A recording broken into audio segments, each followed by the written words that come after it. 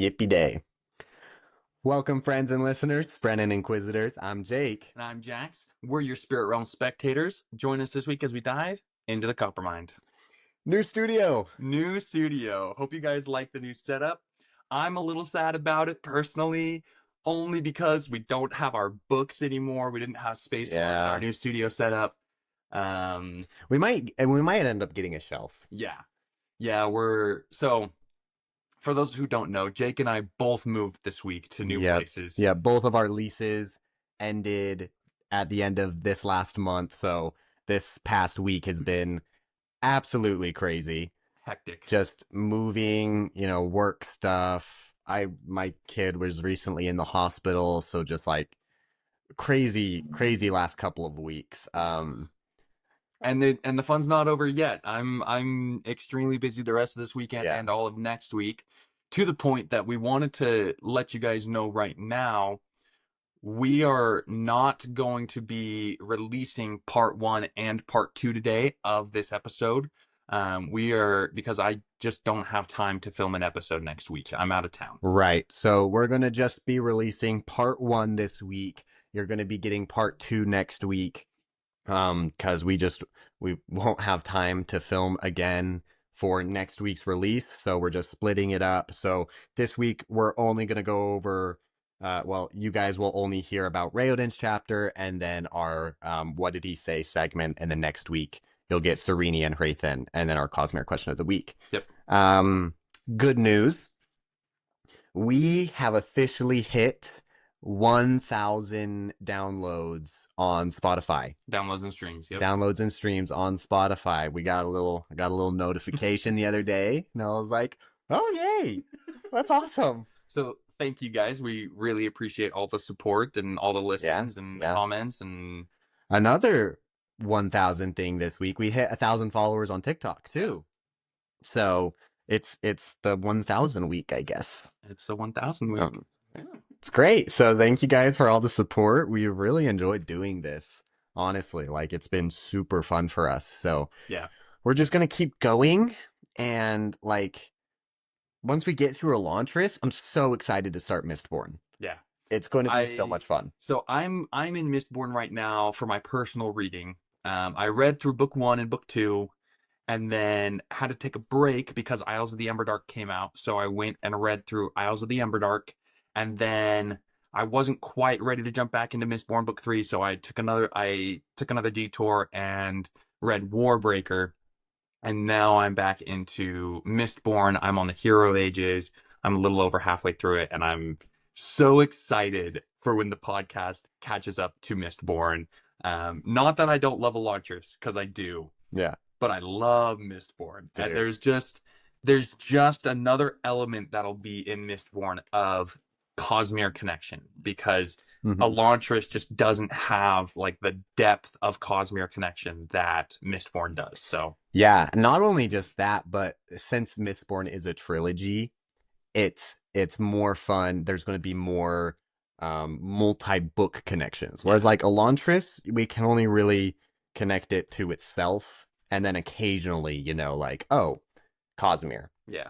But with Mistborn, it's we are going to be seeing things in Mistborn, the Final Empire, and being this is actually super important to this book, Hero of Ages, because this is it's just going to be more fun for us, I think. Yeah. We'll get through Elantris, though. Yeah. Love Elantris. Hopefully you guys love Elantris too, and maybe wait until we do a bit of Mistborn before getting your friends on the podcast. I was going to say the same thing. I was like, if you have friends who are into the Cosmere and want some Cosmere content, but you don't know if they're just wait for Mistborn. Just wait for Mistborn. Just wait. Because we really did take Elantris as kind of a launching pad. Yeah, launching pad, a stepping stone. Yeah. That's why we didn't start with Mistborn, is because we wanted to get our feet under us, figure out what we were doing, figure out our flow. Yeah. Which I think we've done a decent enough job at through Elantris, but it's just going to keep getting better. So hopefully by the time we get to Mistborn, everything will be flowing. We'll be releasing our YouTube episodes on the same timeline as our other episodes, and everything will just kind of, hopefully, yes, crossed. We we love Elantris, but we know that Brandon has even said it's like one of his worst works. But just because it was like his first published book. Like Yeah. obviously he's grown as a writer, and I think even from Elantris to Mistborn, like he grew immensely. And I wanted to use Elantris as like the pod's probably going to be crappy for the first 20 episodes anyways. Yeah. Let's use what his quote unquote worst book to start it so that we're not like butchering one of his better books. Yeah. One of the reasons Brandon has said that he's not a huge fan of Elantris, like one of his failings in Elantris, he says was his character, like personalities and development, in a sense that he doesn't feel like he gave his characters much personality or development. It was more like, oh, the world's ending and there's going to be people here to do things, Mm-hmm. but you're not diving in. Like you see in The Way of Kings, it's all character and personality and Yeah, development. Like you yeah. see through Kaladin's story and Shallan's story, it's all internal, Mm-hmm. whereas Elantris is a lot of external. Now, I don't wholly agree with that sentiment from Brandon, but that's kind of what he said Yeah. is the reason he's not loving, hasn't loved Elantris. I think there's levels to it There because is I like Creighton. Prathen, Yes. great character development. Mm-hmm. Not we don't get like tons of backstory. I think that's one of the parts Elantris lacks is we don't really get backstory at all for No. basically all the characters. Like we maybe get hints of backstory, but no backstory. But Hrathen from like the beginning of the book to the end of the book, just the 2 months, crazy character development. Yeah. Raoden, maybe not so much. Yeah, it's more like He's the same person the yeah, whole time. but he's just doing stuff. Yes. So like, yeah. So once we hit Mistborn, like the pod's gonna be a lot better. We're gonna be learning all throughout Elantris. I mean, we're not even halfway through Elantris, so we're gonna get better. It is surprising me though, every time I open this book now, like I'm like, oh, we've actually made it through a good chunk of the Yeah, book. yeah, Because I always feel like I should still be in like the first 3 chapters. yeah, yeah. So once we do Mistborn and we have a couple episodes out on Mistborn, then recommend us and tell them to start with the Mistborn, Yeah. and then like the Elantris season will be like archives, Yeah. Maybe Like, maybe we'll come like redo Elantris at some point. maybe once Probably not. But here's the problem: we're never catching up. no. No, we will never get to a point where it's time to Yeah, redo stuff because because he's going to be releasing it faster than we can ever. yeah, well, depending on how many chapters we do per episode for the Stormlight Archive, just Way of Kings is going to take us more than a year. Yeah. And then Wind and Truth, I think we did the math one time. If we only did like 1 or 2 chapters an episode for Wind and Truth, it was going to take us like 3 years. I think that's what it was. Like 3 years to deep dive it, which Wind and Truth might need 3 years to deep dive. But anyways, let's get into the book. let's jump into the book. So, chapter 16. The Aeon at the top of chapter 16 is Aeon Ate, which is grace and smoothness. Mm-hmm. We see this in Karada's name. Yeah, which I don't know that we've pointed out should be karate, and I hate that. Karate is wild. That's devious, bro. Karate's awful. Yeah, I think that's another shortcoming with this book is Brandon didn't care about that kind of semantics when he was like creating names. Yeah. Because I think like it is canon that you're supposed to pronounce aeons As the Aeon. as like the uppercase Yeah. vowels. So like ate is ATA. Mhm. So it's not ada, it's Yeah. always going to be ate. But in the name that has that aeon, like Brandon didn't pay any mind to like the pronunciation of how the name would sound. Yeah. But that's okay. That's fine. So karate. No. This is your spoiler warning for the episode. We talk about spoilers from Mistborn Trilogy, Stormlight Archive, and Isles of the Emberdark. Back to the pod. Chapter starts off, says Raoden had once tried to set Ain free. That's wild. I took that. I blue lined it Okay. because I was wondering how similar that is to like renouncing a Sprenbond or like renouncing your oaths. Oh, Like, right. what effect if Raoden could break that bond with Ain? What effect would that have on the Seon? So, just for background, for people who don't really follow what Jax just said, Seons and their masters create what's called a Not-El bond. No, Spren create a not bond. Seons have a separate bond. It's a Seon bond. But it is very similar to a Not-El Yes. bond. So, we often compare Seons and Spren because both of them are splinters. They're splinters. They're splinters of a shard, and each of them are able to create bonds. So in the Stormlight Archive, when you have a Not-El bond with a Spren, if you break that bond, quote unquote, it basically kills the Spren right to an extent. That's where we get Deadeyes.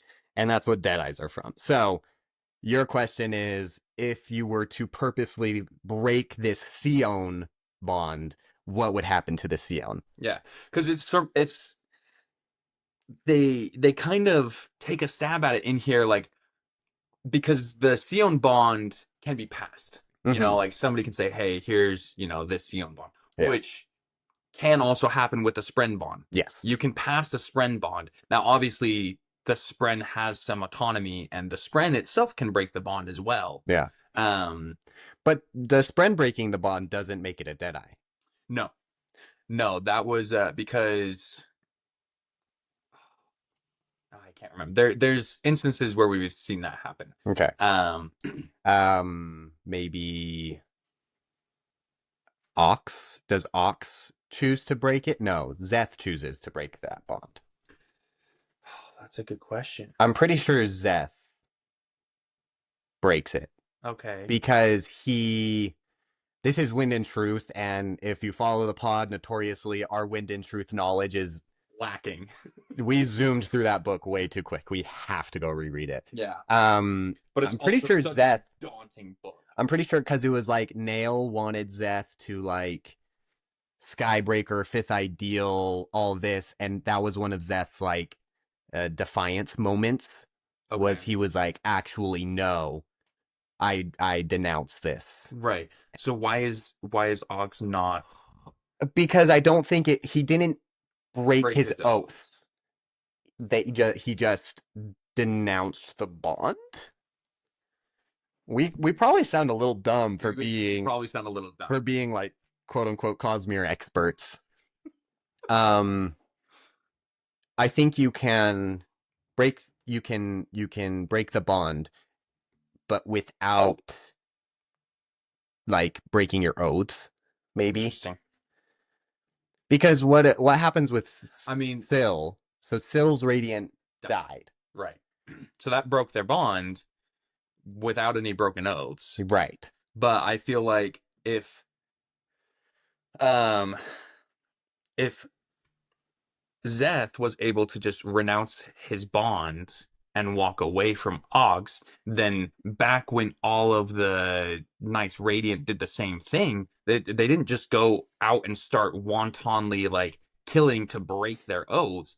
They just renounced their bonds and walked away, but they created hordes of Deadeyes.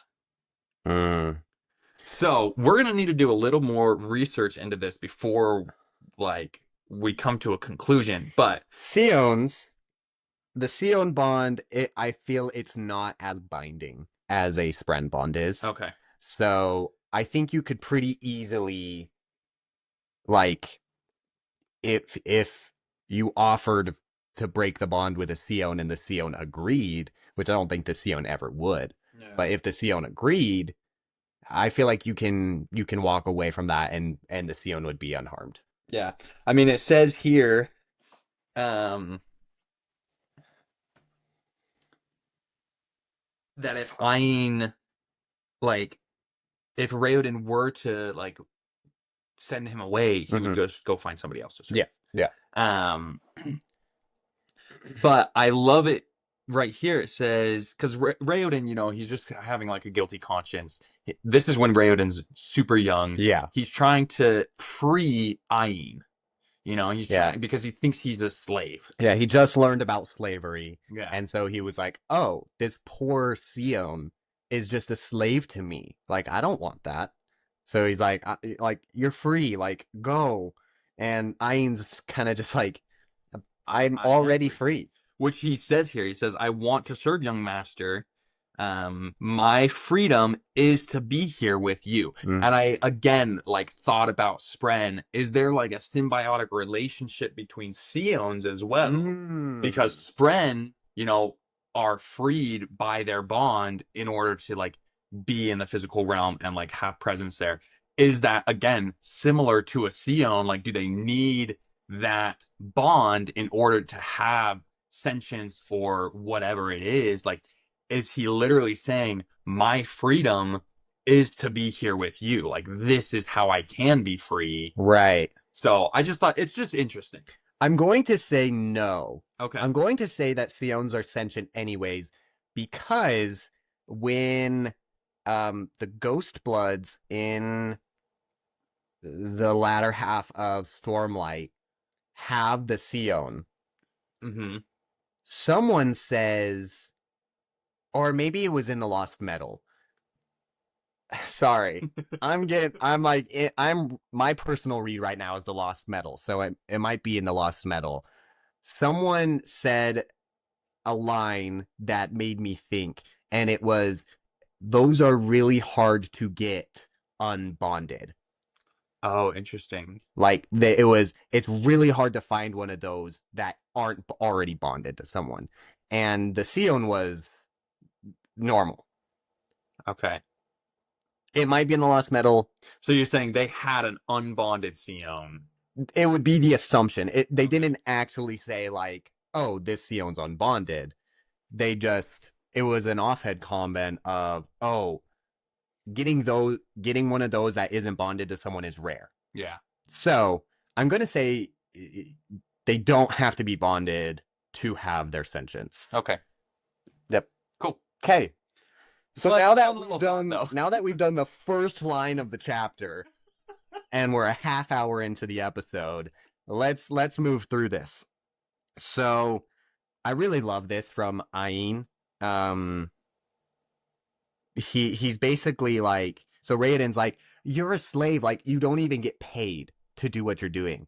And Ain's response is like, but I do. And he's like, my payment is that of a father's pride and a mother's love. My wages come from the satisfaction of seeing you grow. Yeah. Which is so cute.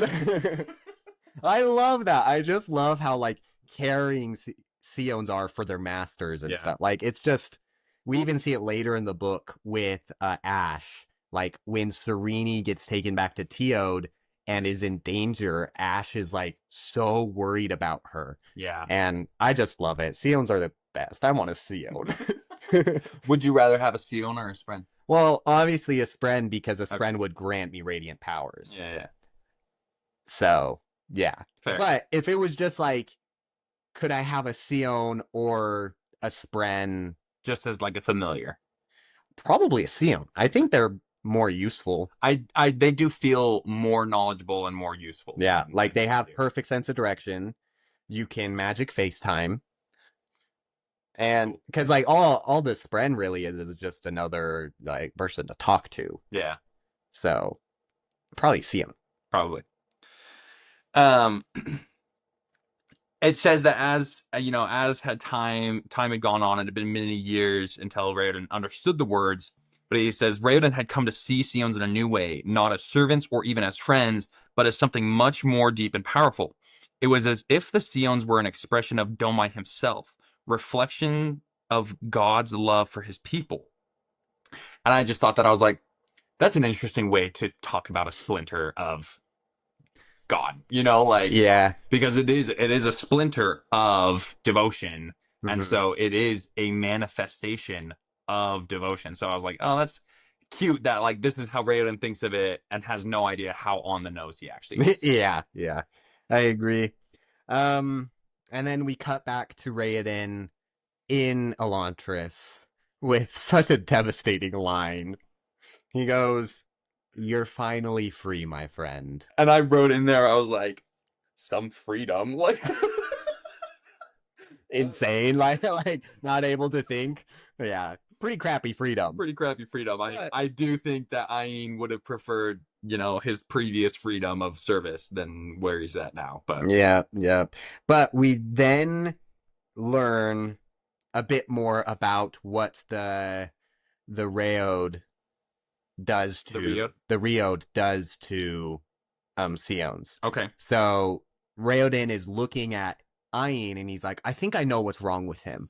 Oh my goodness, yes. And he's like, and Galadon's there, and he's like, what, the Sion? Raoden's like, yeah, his Aeon isn't complete. Which is crazy work from Raoden right here. Yeah. Like literally, like He has the answer. he says his Aeon isn't whole anymore. And I'm like, what are you talking about? How are you just like giving the solution to literally the entire plot Yeah. in chapter 16, but you have no idea what you're talking about? Yeah. So in the Sion, what he's not seeing like, oh, there's no chasm line. Yeah. He's seeing in the Aeon, in the Sion, there's little cracks. Mm-hmm. And there's the dark splotches from the Riod that's like making his color wrong and stuff. So he's like, the Aeon in there isn't complete. And he's like, he's so close. He's right there. But on top of that, Ayn is the Aeon for healing. Ayn means wisdom. Yeah. But Galadon right here goes, Ayn, he said thoughtfully, that's healing, Kolo. Which means, because we had a discussion a couple episodes ago on what effects certain Aeons would have Yeah. in the physical. And for wisdom, we were kind of like, I don't know, does it make you smarter? But Ayn is for healing. That's crazy. Which means the physical effect that these Aeons are creating might not totally correlate with their definition. Interesting. Which is like, but some of them do. Yeah. So like we have obviously Aeon Aishi provides light, and it's light and illumination. We have the one that's protection, and it provides a shield. Is that Ido? I think so. Yeah. We have what's the one for power? One of them's power, like the definition isn't power, and the physical effect is like it shoots a power beam. We see that later in the book. Sorry, not Ido. Was it Dio? I thought Dio was gold. Dio is gold. Oh, Dio's gold. Dio is like steadfast and immovable. Ido.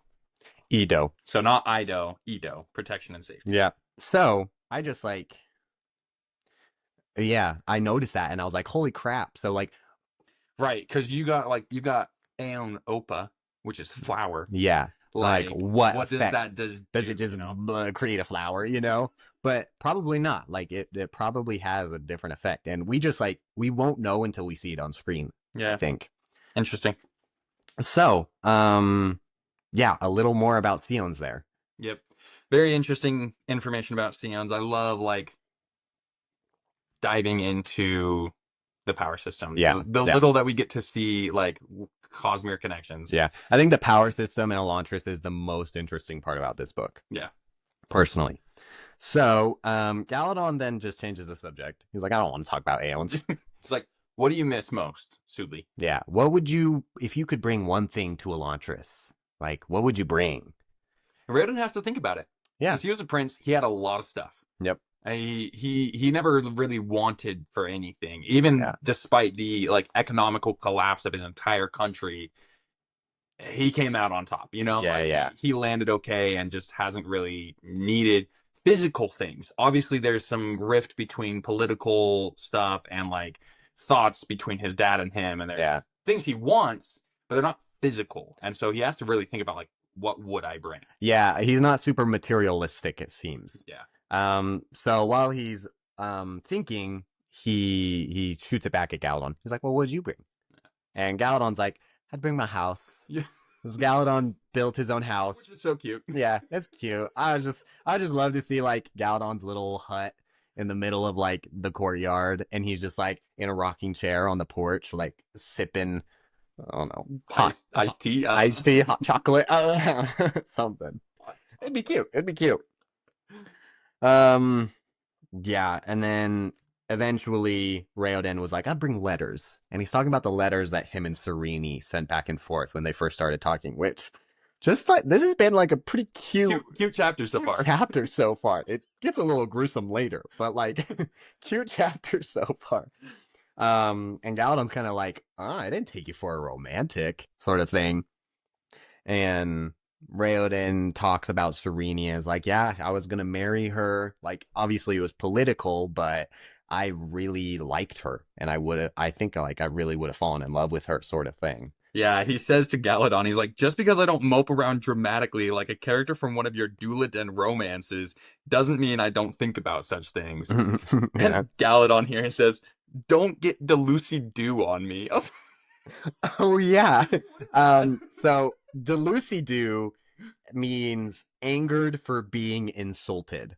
Oh, really? So he's saying like, hey, don't get mad at me just because I insulted you. Like, I feel like if you insult someone, very natural response is to be mad. Yeah. You know? But going back to who the doulas are and yeah. how laid back they are, Yeah. they probably don't. So No. Delucy-Doo is probably like a big thing in their thing, is because like if you insult somebody, they're probably just gonna let it slide. Yeah, yeah. No one in Dula is Delucy-Doo. Delucy. Don't. I don't know. Okay. No. All right. No, Galadon is like must have been some girl. Yeah, yeah. Raoden's like, Mom, I wouldn't know, haven't. I would have loved to meet her, you know. For real. And he's like, "You haven't met her," and it was like, "Well, it was political." And then Raoden starts talking, and he just like lets something fly, and Galadon's like, "Huh?" So Raoden goes, like, it would have been good. It would have connected, Arelon and Tio to politically, especially since the Fjordal Empire invaded Duladin. Mm-hmm. And Galadon's like, "Pardon? Say what? What did you say?" Because as far as Raoden knows, Galadon's been in like 3 months. Yeah. In Elantris. Yeah, couple months. Yeah, is what Galadon told him. Mm-hmm. And the Duladin Republic collapsed 6 months ago. And so Raoden had just assumed that Galadon knew. Before we dive further into that, though, I did want to make one note. Okay. When he was talking about the letters, he said, she was a beautiful writer, her words laced with such wit that I couldn't help but respond. And I just saw that, and I was like, the line from Hamilton like came to me, like when Eliza's talking about the letters that Hamilton wrote and all that. So I can't remember the exact line is, hold on, it'll come to me. It's like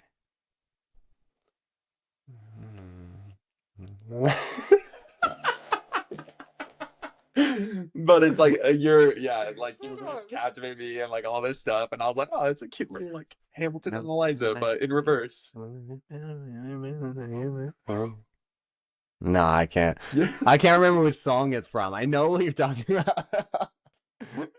Dude, hopefully some of our listener. I hope that like I make so many off the wall references to just different groups entirely. Yeah. So I hope some of you guys appreciate. I feel like they do. Like, maybe it's just because everyone I know who reads the Cosmere also is into like Hamilton and Epic the Musical.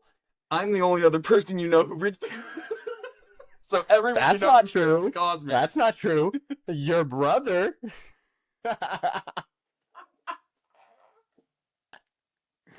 You're sitting so far back. Sorry. No, it's fine. My brother Anyways, says, everyone I know who reads the Cosmere, me and my brother. I mean, really hope you guys appreciate some of the references I make. I know all of them aren't going to land. I know some of them will land with some people, or like I know everyone will land with at least someone. So hopefully you guys Yeah. don't hate me for that. and my dad's reading the Cosmere. Yeah, my sister started as well. Yeah. My dad, he read Elantris and he finished it and he was like, "Can I listen to the podcast?" And I was like, "Well, it's pretty spoiler heavy for like the whole Cosmere. So like, if you're cool with that, granted, if you've only read Elantris and you're listening to this, you're not going to understand the spoilers. Yeah, Like there's going to be comments that like, "Oh, this name I've never heard before. Oh, they die." Okay. yeah. And so it's like it's spoilers, but it's not spoilers because you don't know what you don't know. Yeah. So I don't know. My parents started listening to our podcasts. Mm-hmm. They told me the other day, they're like, "Oh yeah, we listened to the first episode of your podcast and started episode 2.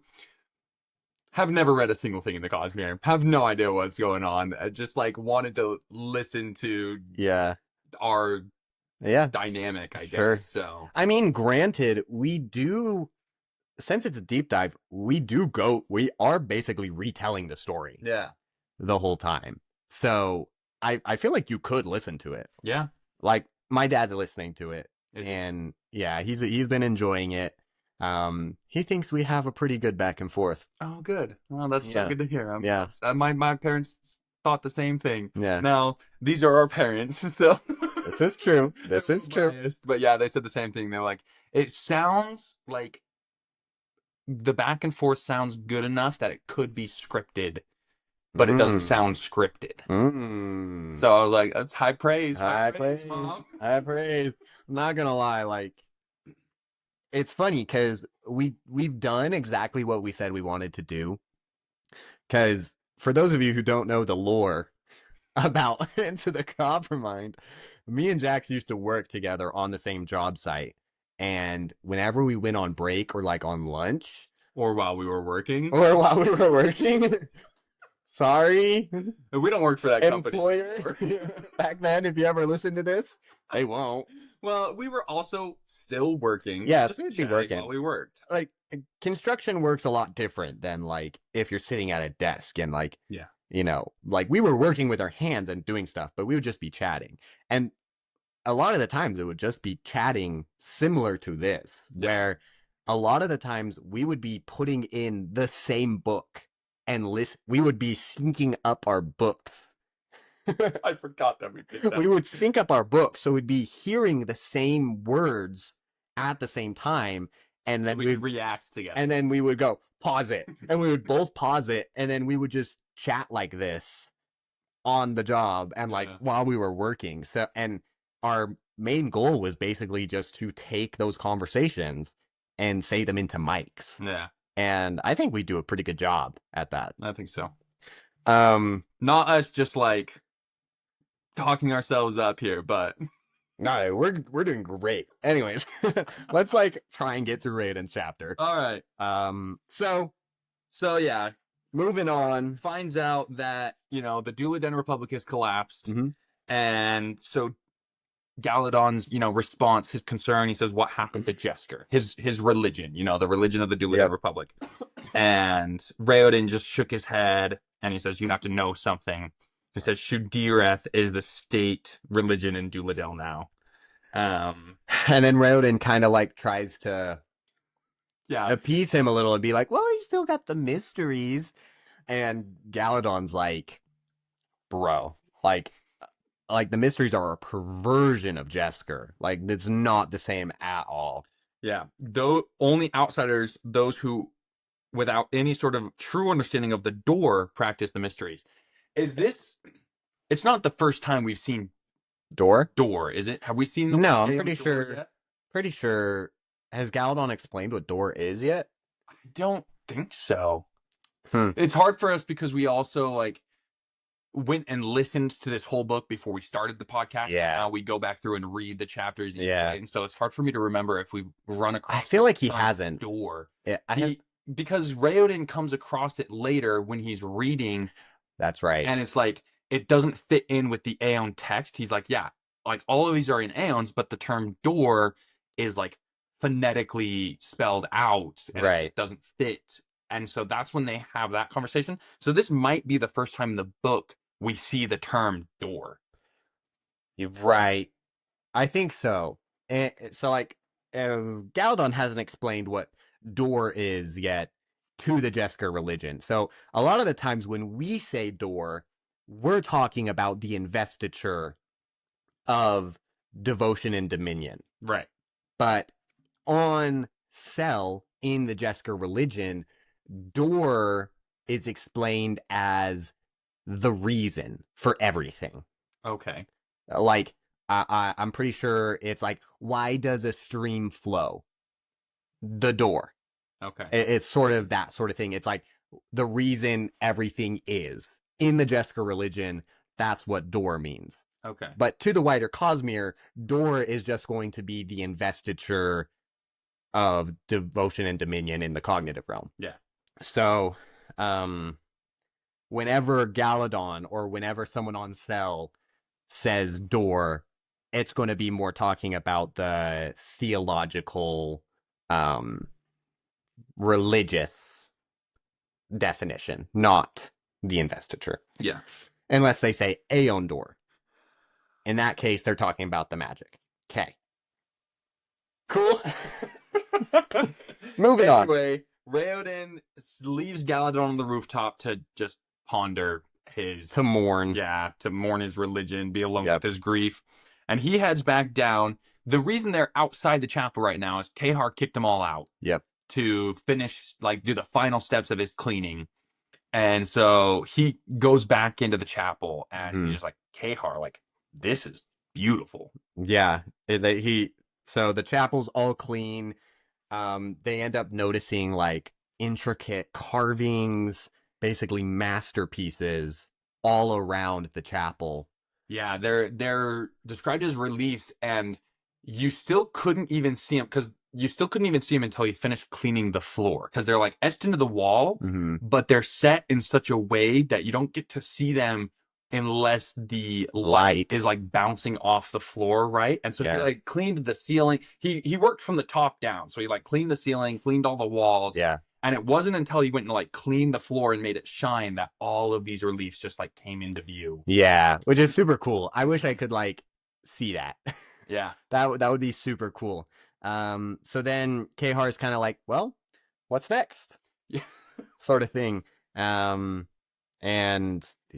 Raoden's like, well, all this cleaning is not going to do any good if we keep like tracking sludge. Yeah, he's like, we're gaining a wide enough group that not everybody can fit in here. He's like, people have started living in the surrounding buildings. We've got the cobblestones that are just full of grime. Like, we're just going to be tracking it through. Yep. And so Kahar's like, well, the paving stones are a problem. Like, and well, I guess I'll clean that next, sort of thing. And as he's leaving, Raoden's kind of like, hey, do you know what it is?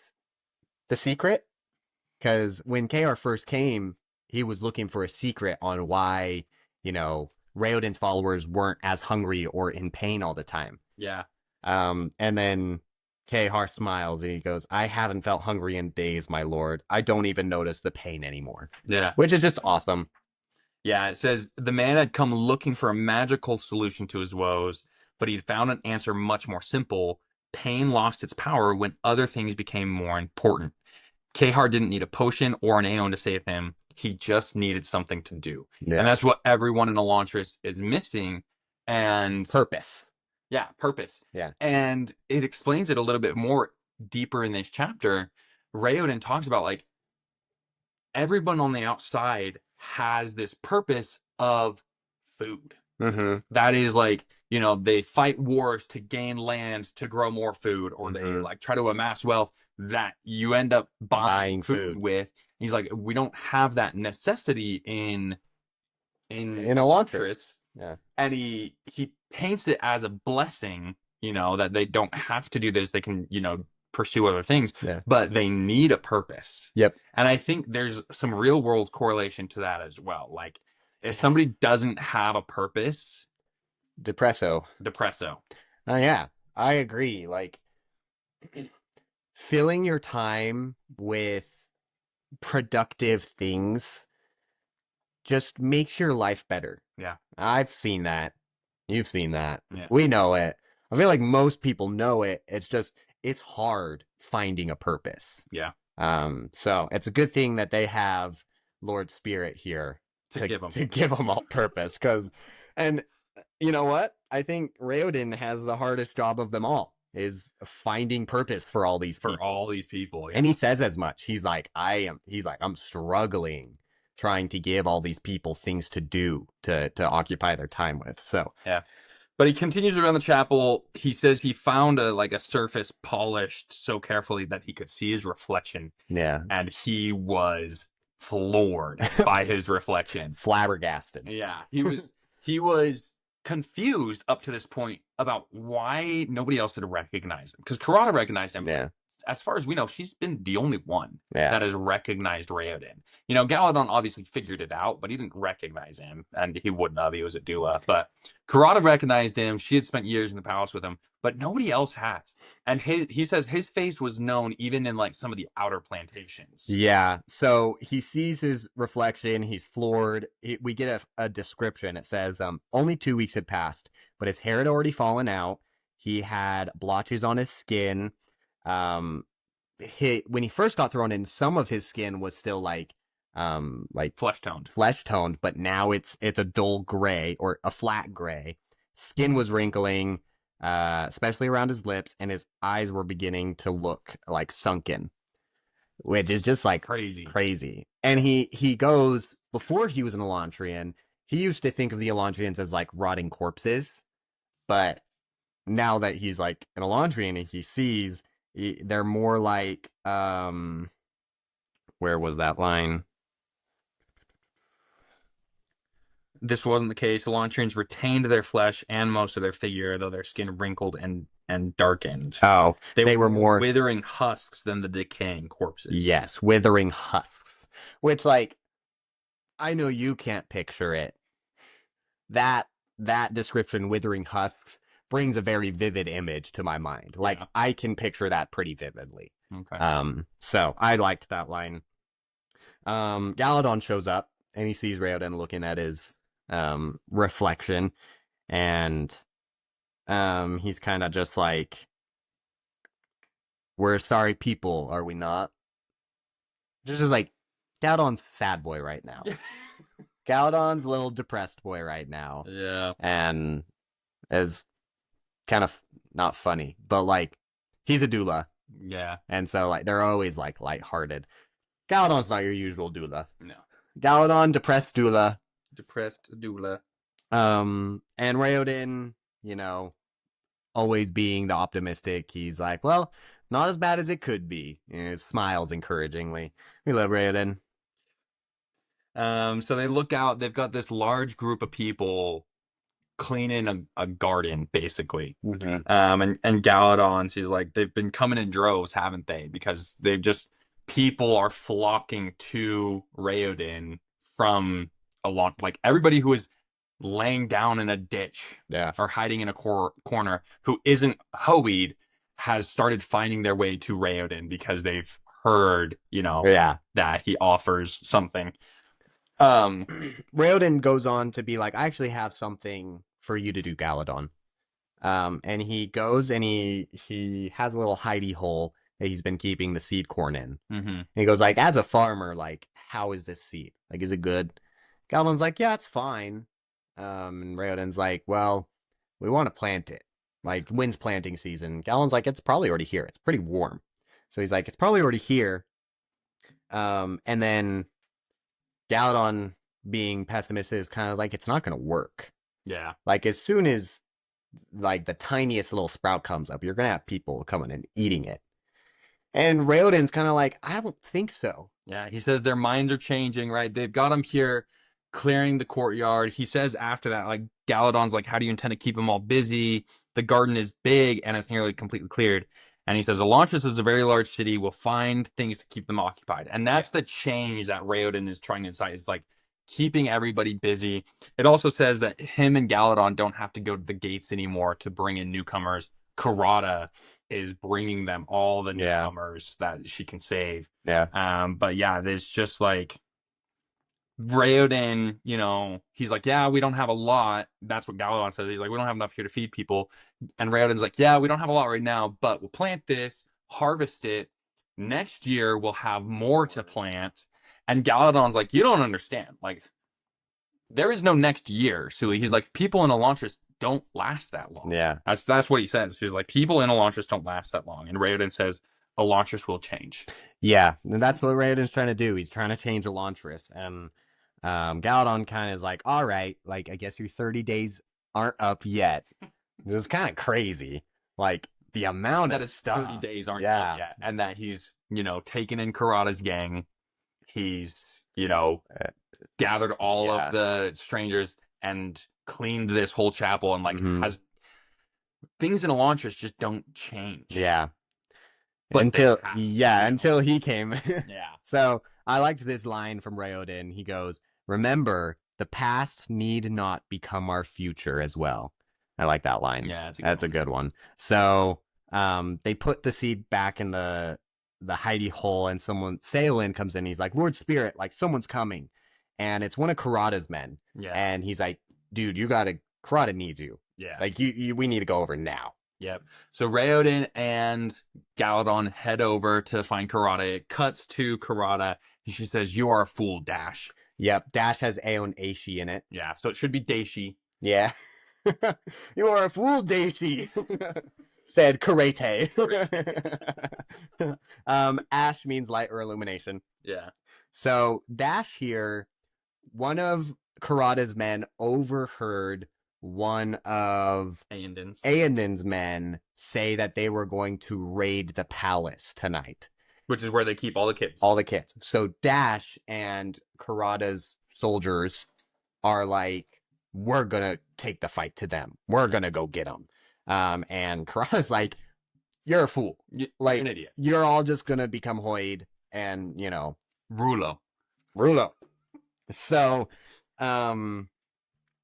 they're leaving. Raoden shows up and he finds one of the men who's kind of always neutral in these discussions, and he's like, you know, what's going on?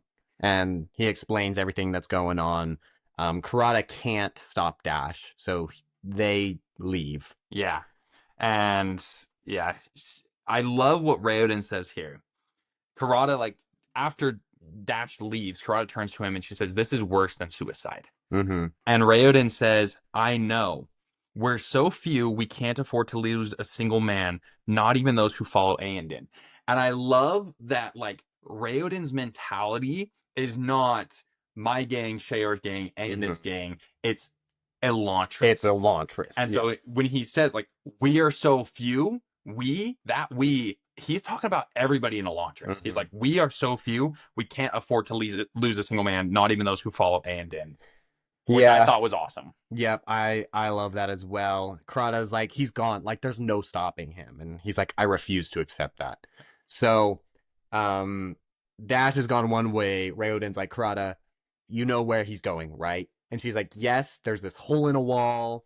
Like, that is in between our borders. He's probably going there. He thinks Aendan doesn't know about it. So right. This is going to be his point of entry. So, he's like, take us there, but I don't want to run into Dash. Take us a different way. So they get to this this room where there's a hole in the wall that leads to the university, and before they even walk in, Raoden, or is it Galadon that notices? I think it's Raoden. Yes. So I think Raoden. No, it's Galadon. Looking closely, Raoden recognized. Oh yeah. So Galadon goes, I don't trust this. Raoden goes, neither do I. And Galadon's like, no, like, there's more. Look. And he points up near the roof, and they kind of see that the roof is booby-trapped to collapse. Yeah, there's, like, fresh cuts in it, like, to where it's ready to fall. Yeah. So Raoden realizes, oh, it was all a setup. Like Aendon purposely had his men say it in front of Karada's men so that they would come. Like it's a setup. So then Dash shows up. Yeah, well, he's like, is Dash like maybe Dash will notice, and Karada's Right. like, no, he's single-minded. Like Yeah. he's gonna come up, he's gonna march right through here. He's not even gonna look up. Like Yeah. So Dash then appears in the other doorway, opposite of the hole in the wall, and is about to go in. But Raoden then calls out, and he's like, "Wait, stop! It's a trap! Like it's gonna collapse. It's rigged to collapse." And Dash stops. Yeah. So that's good. good. And then Aendon and his Dash stops, but some of his men have already like stepped into the building. correct. Like a good chunk of them, I feel like half of his men already in the building, and I'm sure Dash is at the forefront. I'm sure Dash is leading them. So I'm sure Dash is already in the building. Half of his men are already in the building, but they stop, and then it says a group of men appeared behind the rubble. One, bearing Aendain's familiar mustached face, held a worn fire axe in his hand. Now, obviously, Elantrians sometimes are probably hard to differentiate because they're all withered and everything, but Aendon wears a fake mustache, so it's pretty easy to distinguish him. So Aendon comes out, a group of men come out, and so we've just got these two groups of people, well, three, if you count like Raoden and Karada and Galadon off to the side, and then you've got these two groups of people in this building, and Aendon's holding up an axe, ready to topple this building. Yeah. So Aendon shows up, and he's like getting ready to swing the axe. And this is where Raoden calls out his real name. He goes, "Tay-Ain, stop." Mm-hmm. And obviously makes him pause because he probably hasn't heard his real name in however long he's been in Elantris. Yeah. So he stops. It says one half of his fake mustache drooped limply. Like whatever he's using to keep that mustache on is not working right now. Probably Elantris slime. Nasty. Absolutely nasty. And then Dash is like, "Don't try and reason with it. Like, he's insane."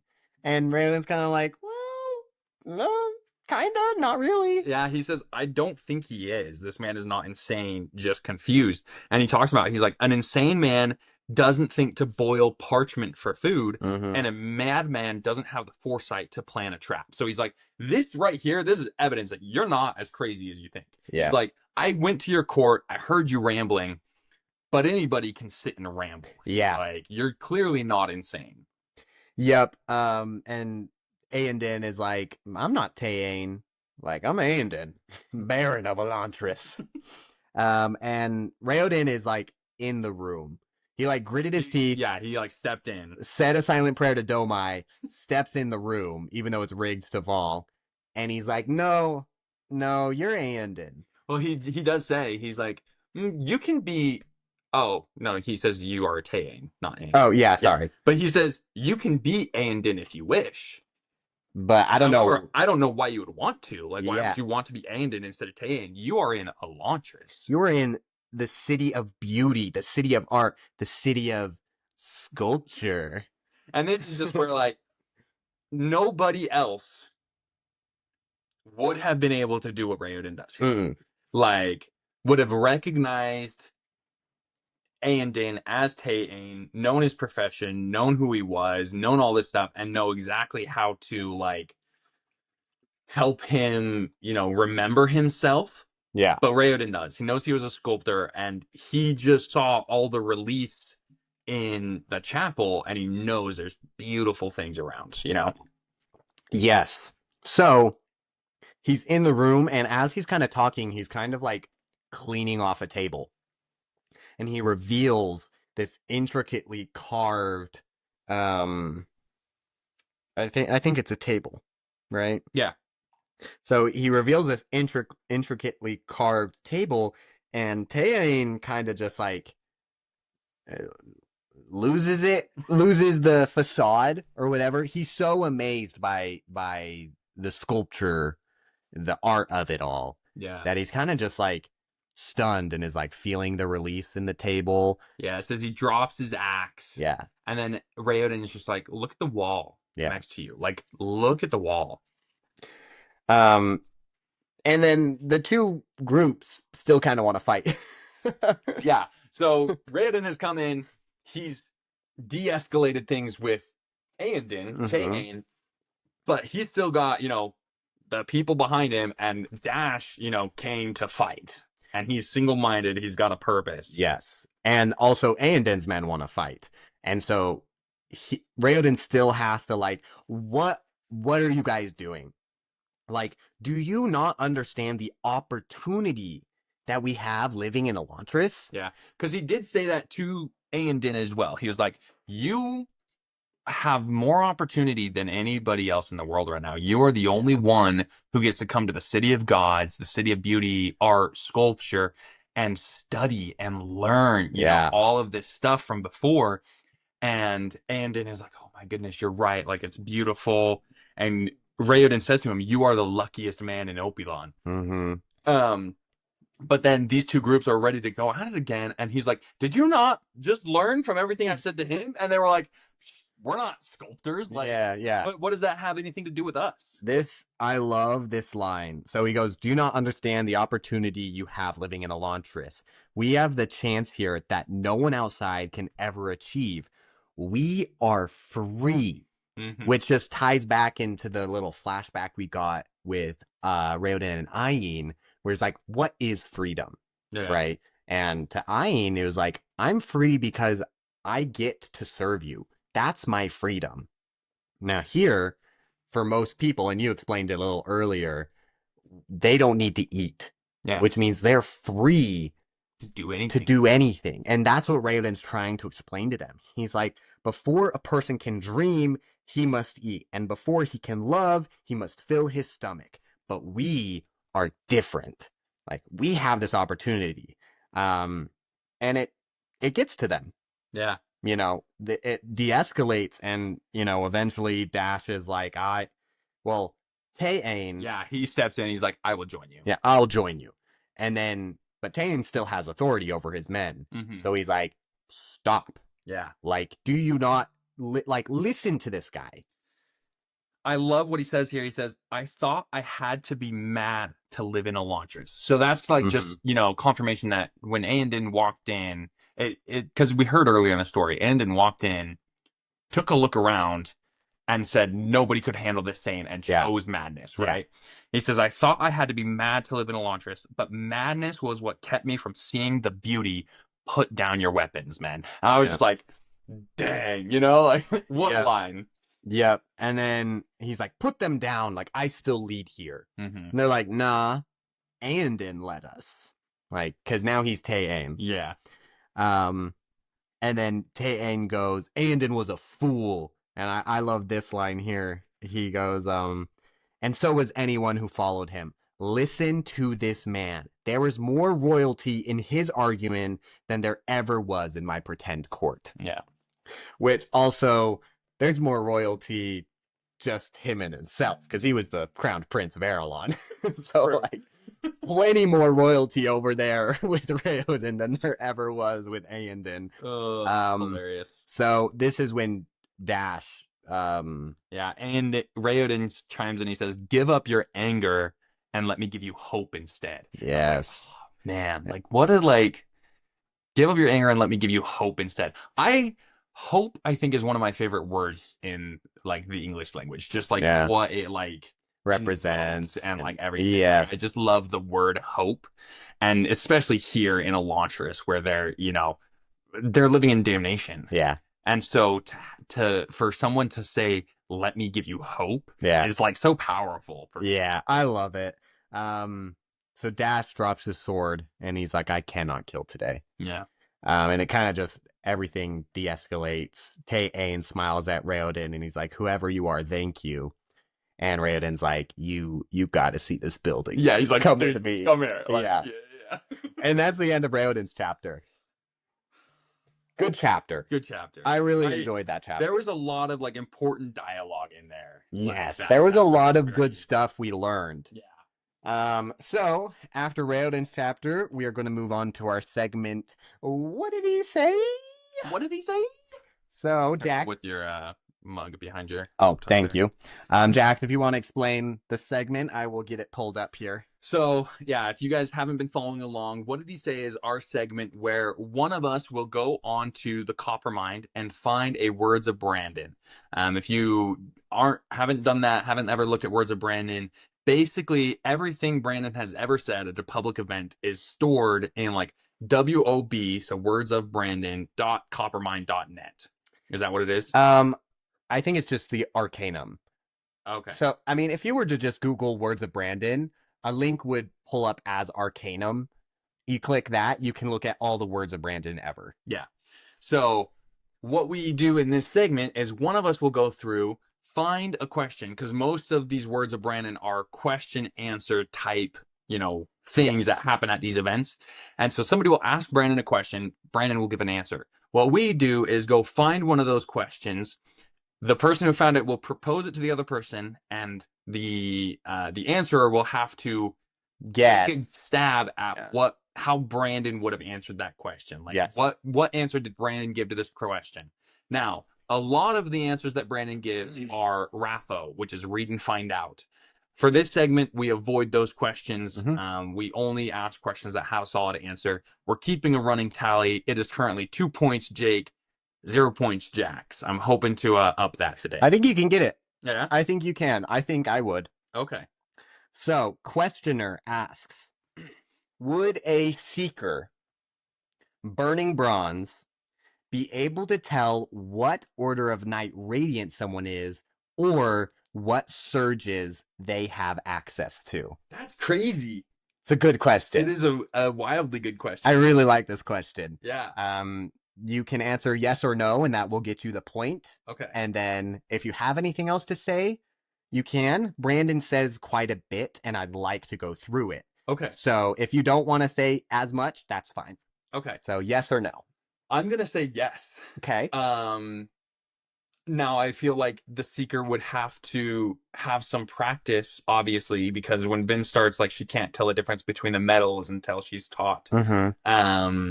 But I feel like different surges are going to give off different pulses that a seeker could hear and feel if they're practiced in it. Okay. And I feel like you could probably distinguish like what surges they're using at the time. Maybe not like all the ones they have access to, but like which ones they're using. I think yes. My gosh. Jax gets his first point. Let's go. And you actually you say quite a bit of what Brandon says. Like, let's go. You nailed that, dude. So Brandon goes yes. But they'd have to be actively using it. Yeah. So you could hear somebody, for instance, lashing, but if you just saw someone who drawn in Stormlight, you probably wouldn't be able to tell until they used that Stormlight. You'd be able to hear that they have Stormlight, though. Okay, interesting. So, like, if someone has Stormlight, they have a pulse, probably. So, questioner then goes, so the pulses are not unique to Scadril's investiture. Brandon goes, no, they're not. You'd be able to do that. In fact, there are other things in the Cosmere that are kind of the same sort of radar detection here and there. That you can read in the same way. Bronze is just one of the best ways to do it. Oh, interesting. Being a seeker is really handy for these reasons. Being able to go off planet with your allomancy also is a pretty big advantage. It's really hard, for instance, to get a Surge Binder off of Roshar because of the connection stuff that's happening.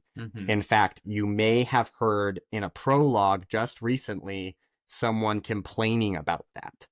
I think this was around the same time as Rhythm of War, which would have been Yasna's perspective. No, it was Navani's. Navani's perspective, she would have probably heard a herald. Oh, a herald, yeah. Complaining that they can't get off world. I was maybe wondering if she overheard the conversation between. Again, it's been way too long since I've read the Rhythm of War prologue, but the conversation between like Kelsey or Sion and like him maybe complaining that he can't get off work. Maybe. But Either way, probably a herald because he's talking about trying to get off Roshar. do we see any other invested art that has this like radar detection? Yeah. Yeah, we do. Yeah. Oh, are you thinking Isles of the Emberdark? I am. We're really trying to like give everybody some time to get to Isles of the Emberdark. Well, but we still see it in like Sixth of the Dusk.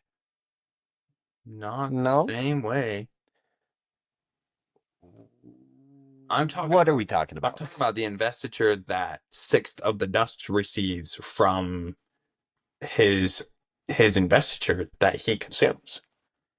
Oh yeah. So he can read the unsee. Yeah, I guess we should have said this. If you don't want spoilers for, we'll go put in a clip before and say spoilers for Sixth of the Dusk. Isles of the Emberdark. Sixth of the Dusk in Isles of the Emberdark gets some investiture from the worms on Pachi, which is where the Aviar get their investiture as well. Mm-hmm. When he consumes it, he gets the ability to read the unsee, and it comes in as pulsings. Yeah. And he gets the ability to share that ability with his Aviar. So they've been blessing him with this Nile bond for so long. Yeah. And he then like blesses them back with that same Nile bond. So I'm not quite sure. Do you think he would be able to read investiture pulses with that? I'm not sure. But it's a similar ability. As far as we've seen, it's mostly he can read the pulses of the cognitive realm in general. Yeah. I don't know if those pulses, if like that works in the physical realm. Yeah, I don't know. But I feel like it, like when I was reading that, it felt like a similar ability to me to Copper. Okay. I like that. So that was our words of Brandon. And also see, and I don't know where, because Vin's ability to sense the pool, the Well of Ascension, eventually I think transcends her use of bronze. She starts hearing it without burning bronze. Yes. And Alendi also heard it before anybody had consumed Lerastium and like introduced Allomancy. Yeah, so that might be something different. So, but Alendi is listed as a seeker. And I know that it talks about like Allomancy being introduced with the mists. Mm-hmm. And the mists were the deepness. Yeah. I know that in the Hero of the Ages, the mists are snapping people. Yeah. And so, which, yeah. But I don't know. Like, it's just hard to like figure out. There's not enough information for me to be like, oh, he was an Allomantic seeker, because was he ingesting bronze and burning it? Or like, could he just hear the Well of Ascension? Yeah. I don't know. Good connections, though. Good job at getting a point. Thanks. That was good. So now it is 1-2. 1-2. Still ahead. Yeah. And you'll get another chance in a couple weeks. 3 weeks. So that's going to be the end of part 1 for you guys. Hopefully you enjoyed this episode. Jax, where can they find us? You can find us over on TikTok, or on YouTube, or on Spotify, Apple Podcasts. All of our handles are Into the Coppermind. Yep. And that's all we have for you guys this week. So join us next time as we dive into the Coppermind. That's a wrap.